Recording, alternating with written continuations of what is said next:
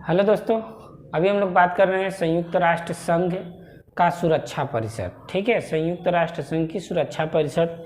देखिए, संयुक्त राष्ट्र संघ का सुरक्षा परिषद को जो है दुनिया का पुलिसमैन भी कहा जाता है, और यह जो होता है उसका जो है संयुक्त राष्ट्र संघ का सबसे महत्वपूर्ण अंग है। ठीक है ना, सबसे महत्वपूर्ण अंग है। इसमें कुल 15 सदस्य होते हैं, जिसमें से 5 अस्थायी होते हैं, 10 अस्थायी होते हैं।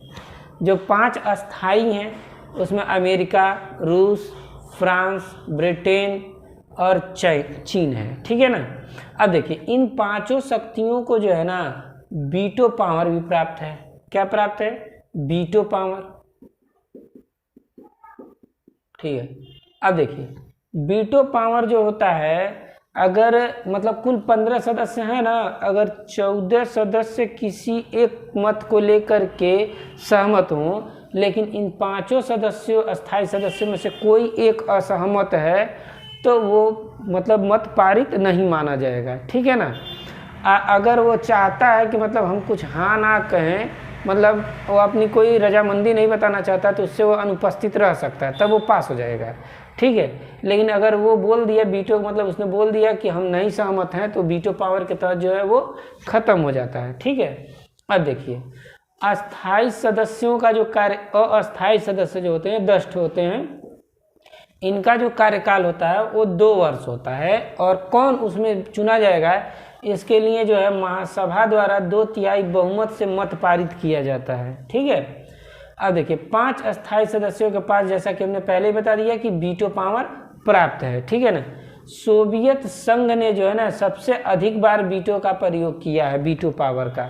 ठीक है। अब अमेरिका ने जो है सर्वप्रथम 1971 में रोडेशिया के प्रश्न पर जो है वीटो शक्ति का प्रयोग किया था।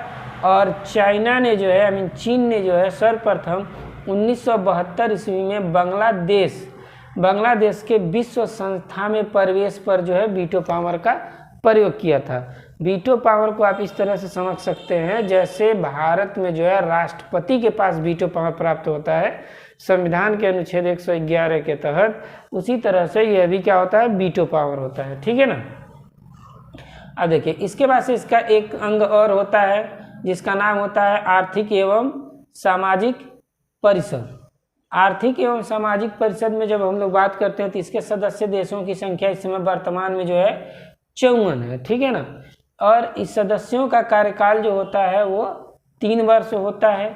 इसकी बैठक जो है वर्ष में, एक वर्ष में 2 बार होती है। अप्रैल में जो प्रथम बैठक होती है वो न्यूयॉर्क में होती है, और तथा जुलाई में जो बैठक होती है वो जेनेवा में होती है। ये लाइन काफ़ी इम्पॉर्टेंट है, आप याद रखिएगा, पूछ देगा कि आर्थिक एवं सामाजिक परिषद की प्रथम बैठक जो होती है वो कहाँ होती है, या द्वितीय बैठक जो होती है वो कहाँ होती है। तो प्रथम अप्रैल में होता है, जो न्यूयॉर्क में होता है, और द्वितीय जो होता है वह जुलाई में होता है और जेनेवा में होता है। ठीक है। अब देखिए, इसका एक और अंग होता है जिसका नाम होता है अंतर्राष्ट्रीय न्यायालय।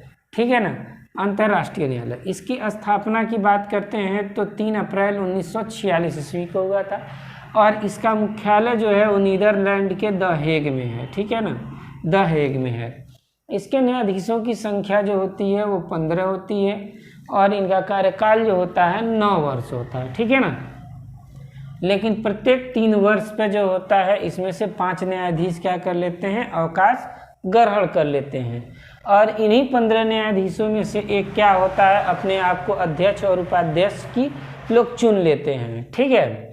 अब देखिए, एक देश से, मतलब कहने का मतलब है कि यूएनओ में जब हम लोग बात करते हैं संयुक्त राष्ट्र संघ में, तो कुल 193 देश हैं। अब इसमें से एक देश से सिर्फ एक ही व्यक्ति चुना जाएगा जो उस न्यायाधीश में हो सकता है। ठीक है ना। अब देखिए, न्यायालय का जो कोरम होता है वो 9 होता है। कोई दिक्कत? चलिए आगे बढ़ते हैं। भारत के 4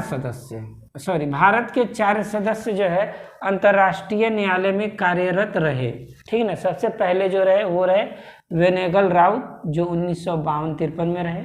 उसके बाद से डॉक्टर नगेंद्र सिंह एक ऐसे व्यक्ति रहे जो अध्यक्ष और उपाध्यक्ष दोनों रहे। ठीक है ना, उपाध्यक्ष और अध्यक्ष दोनों रहे। अब देखिए, उसके बाद से जो है हमारे RS पाठक ये भी अंतर्राष्ट्रीय न्यायालय में जो न्यायाधीश रहे। इनका पूरा नाम है रघुनंदन सिंह पाठक, जो 1989 से लेकर के 1991 के मध्य रहे। और अंतिम जो अभी रहे 2018 में दलवीर भंडारी। ठीक है, तो दोस्तों आई होप वीडियो काफ़ी पसंद आया होगा, तो चैनल को सब्सक्राइब और वीडियो को ज़्यादा से ज़्यादा शेयर तथा लाइक और कमेंट जरूर करें। Thank you.